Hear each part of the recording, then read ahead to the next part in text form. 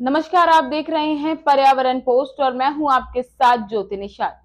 हर देश के अपने कुछ राष्ट्रीय प्रतीक होते हैं जो कि उस देश की छवि और गरिमा को दर्शाते हैं। भारत के भी कई राष्ट्रीय प्रतीक हैं और हर किसी का अपना महत्व भी है। जैसे कि राष्ट्रीय पशु बाघ और ये देश की समृद्ध वन्य जीवन को दर्शाता है। साथ ही हर राष्ट्रीय प्रतीक को चुनने के पीछे कई कारण भी होते हैं। तो आइए जानते हैं भारत के राष्ट्रीय पक्षी मोर के बारे में कुछ दिलचस्प जानकारी और आखिर मोर ही क्यों राष्ट्रीय पक्षी घोषित हुआ। बता दें कि 26 जनवरी 1963 में भारत के राष्ट्रीय पक्षी के रूप में मोर को चुना गया था।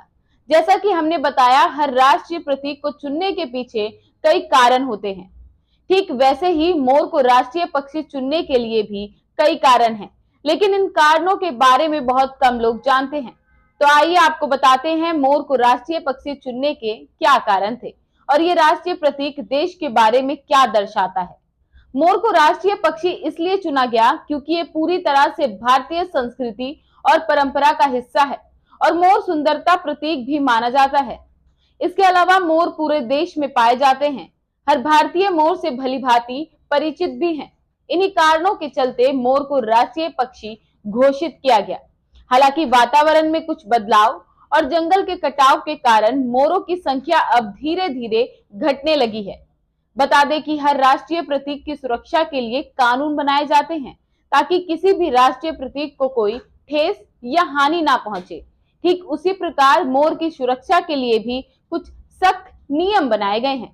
दरअसल वन्यजीव संरक्षण की धारा 991 के तहत पशु पक्षियों की हत्या और शिकार को केस दर्ज किया जाता है। इसके अलावा वन्यजीव संरक्षण अधिनियम में मोर की सुरक्षा धारा 51(1)(a) के तहत की जाती है, जिसमें मोर की हत्या या शिकार करना कानूनी अपराध है।